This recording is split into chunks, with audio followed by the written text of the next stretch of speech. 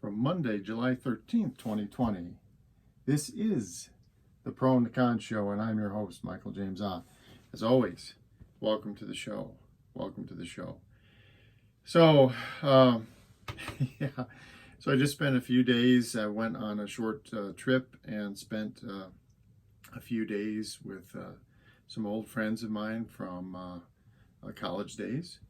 And yeah, I mean it's tough these days to really socialize, and you have to be really careful because unfortunately the coronavirus presents as it does, and some significant percentage of people are without symptoms that are quite infectious. So we certainly, you know, did a reasonably good job wearing masks at times, and certainly keeping distances of 6 feet or more most of the time between us, and these kinds of things. Try to spend a lot of time outdoors. So this particular show, by the way, just a word about why the show. Okay, pro and con show. So the issues before us are complex, and we need to take the time to talk to each other to understand the different viewpoints, because those viewpoints actually come from different experiences. And just because my viewpoint differs from yours, very often that's true because you've had different experiences than I've had, and it causes us to look at something in a different way. So quick example, a particular flavor of ice cream. Maybe you like pistachio nut or whatever a lot, but the one time I tried it, I had a stomach virus or something from whatever else, and it just happens to coincide, and so I decided, well, I didn't have a very good experience associated with pistachio ice cream, so I don't want to have anything to do with it. Okay, and both those things can be valid, and then once you understand where both of us are coming from, you say, well, of course, that's completely understandable. And so are the viewpoints that we have on these complex issues.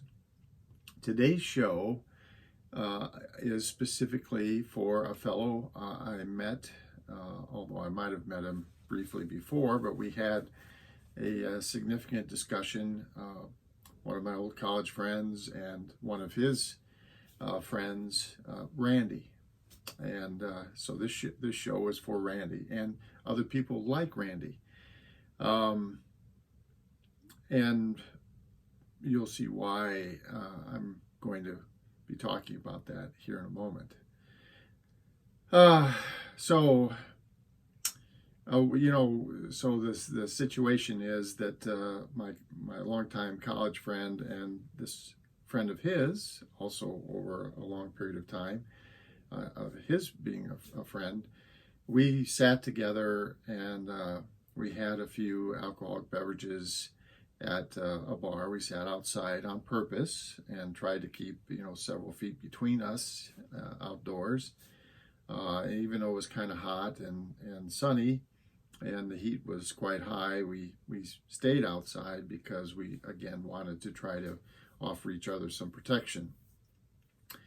And of course, we had some alcoholic beverages, and as any of you know, that friends get together and they have a few beverages, the whirlwind of discussions occur.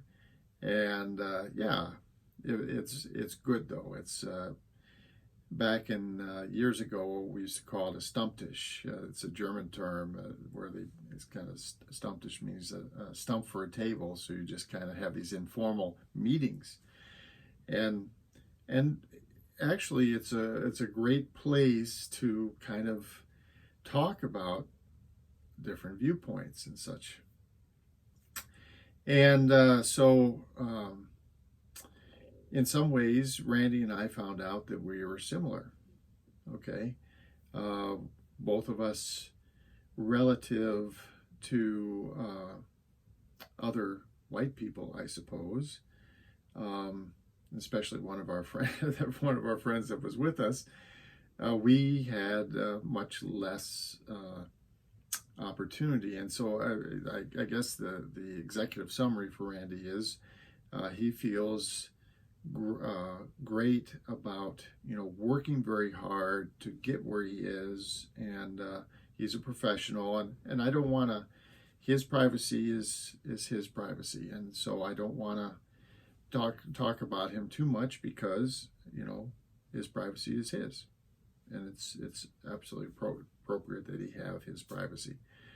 But he's a professional, and he makes pretty good money, and he's of course he had to do the things to become a professional, and so he worked hard, and his family did not have any very much money, if not very low amounts of money for sure, and so not a lot of support or hardly any support financially, and he was the first in his family to go to university and so on. And then step by step, he went through some graduate classes and then took on his profession, and he's made a very good living. And so, we talked about all kinds of topics. And we had a great discussion because, I think all three of us view ourselves as, fairly independent thinkers. But I think we also, we have our own personal leanings, and for some of us, those have changed over time. Me personally, I feel like I've always been kind of an independent thinker, but I certainly, by oversimplification, you would say that when I was younger, I was kind of more conservative leaning a little bit, and now that I'm older, and I think personally wiser, and things, again, additional information, additional things that I've seen. Now I'm a little bit more so-called liberal leaning, and I would say Randy is a little bit different than that. He's an independent thinker, but at this point in his life, he's a little bit more conservative, if you will.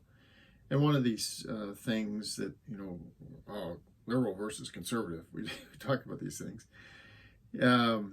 is that, the conservative viewpoint generally is, hey, earn it on your own, pull yourself up by your bootstraps, what are you doing, and so on.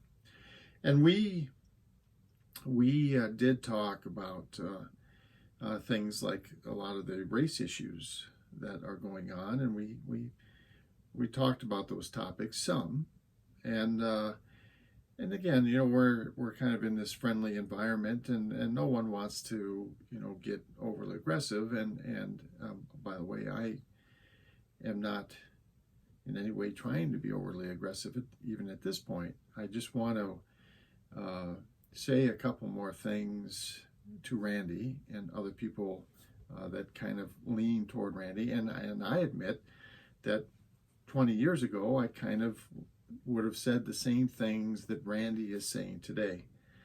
I just want to make sure that Randy understands why I've changed my viewpoint, and other people that feel that way, similar to Randy and similar to what I did again 20 years ago, maybe they, a little bit more perspective, might rethink their positions a little bit or not. But again, dialogue, pro and con, good and bad, for and against, the complexities of this stuff. So the thing that we tried to, and we just touched on a little bit, was the fact that all three of us sitting there were straight white males.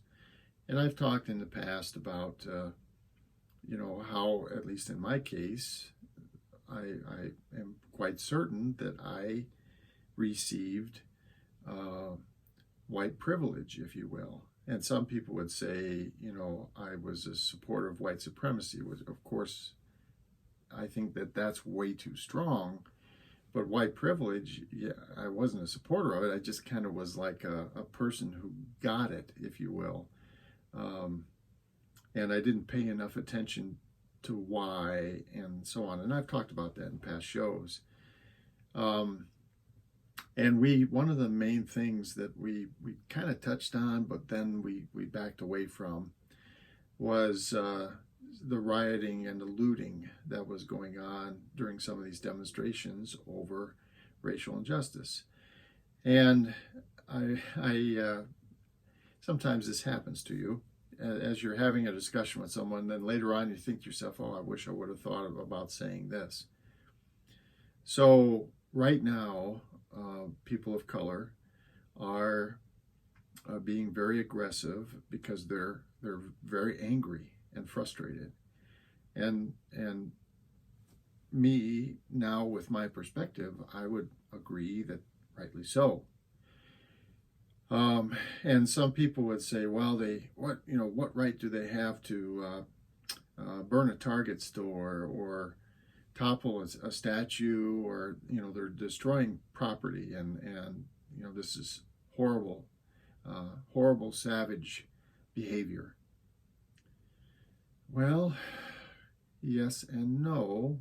Well, yes, it is savage behavior, and generally those behaviors are to be definitely avoided, right? But there's a parallel here, and I wonder if Randy and other people that think like Randy have gotten this point. There was a time in our country's history where white people that looked like me and Randy and my other friend from school, we took to the streets with pitchforks and torches, and we burned things and stuff. There was a famous thing, I think one of the most famous things during the Revolutionary time for our country is the Boston Tea Party, where dozens, if not hundreds of people took to the streets and took to the harbors and stuff, and they destroyed a bunch of property. And it was all because of the frustration and anger of the unfair, unjust oppression. That's the best word for it. Oppression of their ability to live and breathe and act on their own and in a fair way. And it led, because this had been going on for decades, it led to this frustration and anger boiling over into what we now call the Revolutionary War. And if you were back in Great Britain in the court of King George back in the day, I think it was King George, guess who they would have been calling savages back in that day? Us. And this is the thing that, again, we touched on it with Randy, but Randy, this show is for you because, yes, you've worked hard, and yes, you definitely should be proud of the things that you've accomplished, and you should definitely have an expectation that people are going to work hard and try to get somewhere, and that's important. All of these things are true, but what is also true is that you did definitely have many challenges in your life, but there are people of color who had another layer of challenges on top of your challenges. Another full layer of challenges. I said this as we were talking over a beer the other day.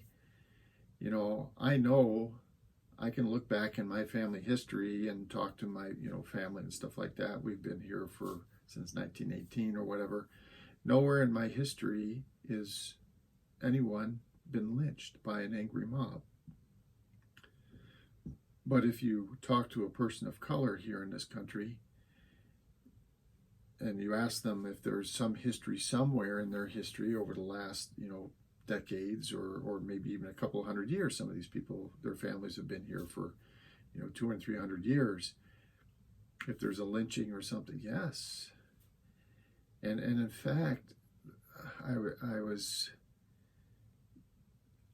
unbelievably dismayed to find out that in the last month or so, I think it's 3. I want to say I heard that it was 3, and I could be wrong about that, but I want to say I heard it was 3. 3 black people were lynched by mobs, angered, and having segregated or found some person that they could attack, lynched today. I mean, not today, but in the last month or so, like a reprisal for the protests and sometimes riots, frankly, because of the George Floyd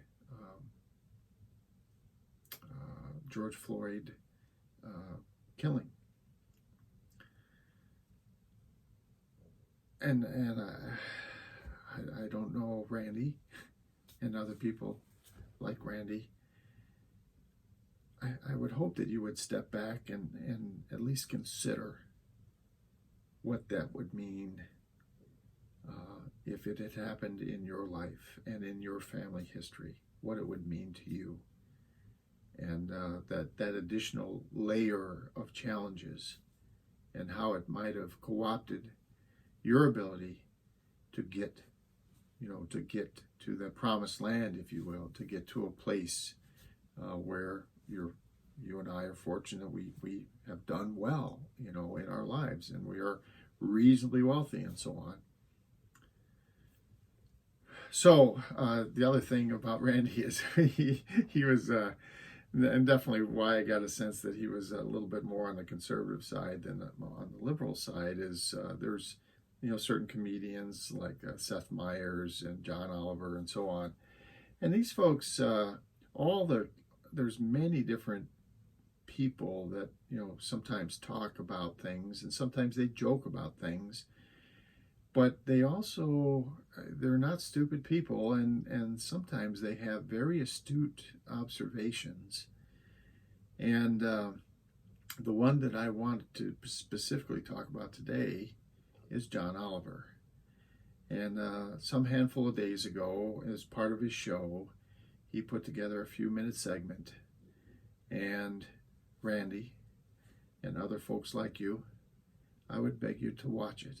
And yes, please ignore. I know you really don't like John Oliver, and you were made it clear that you just seeing him and stuff like that causes you to want to shut down and not listen. But I would beg you not to do that.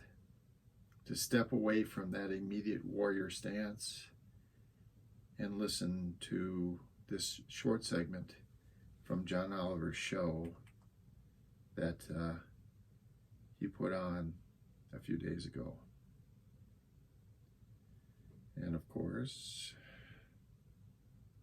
there we go. Wait a second here.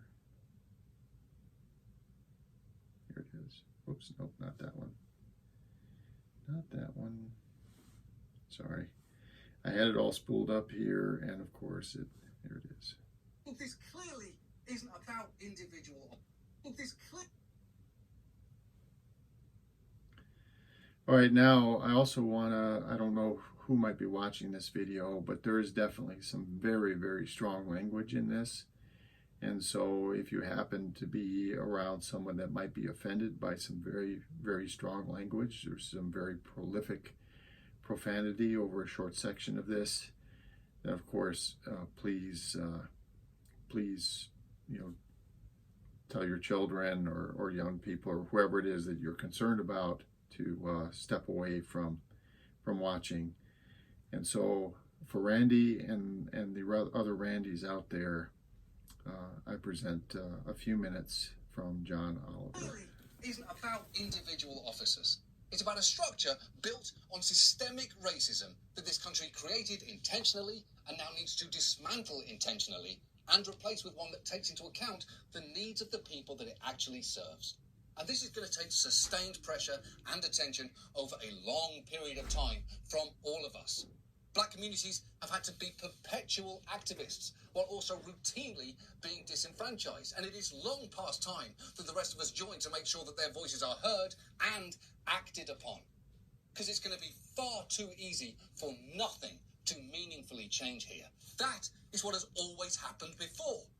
After the unrest in the late 60s, a commission was set up to investigate and issue advice. Many of its conclusions resemble ideas like police demilitarization and broad reinvestment in marginalized communities that are still being pushed today. Now, testifying before that commission was the social scientist Kenneth Clark, and he made this observation, which remains depressingly true. He said, "I read the report of the 1919 riot in Chicago, and it's as if I were reading the report of the Investigating Committee of the Harlem Riot of 1935, the report of the Investigating Committee of the Harlem Riot of 1943, the report of the Macomb Commission of the Watts Riot of 1965. I must again, in candor, say to you, it is a kind of Alice in Wonderland, with the same moving picture reshown over and over again, the same analysis, the same recommendations, and the same inaction.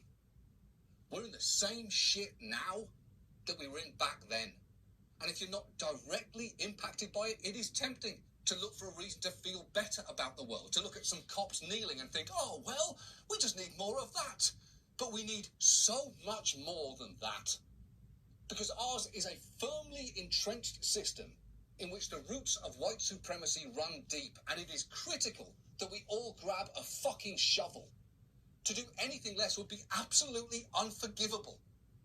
And actually, to that point, there's one person I saw this week whose words have been echoing around my head, and you've been listening to me talk for a while. So now I'm going to let her have the last word tonight. So when they say, why do you burn down the community? Why do you burn down your own neighborhood? It's not ours. We don't own anything. We don't own anything.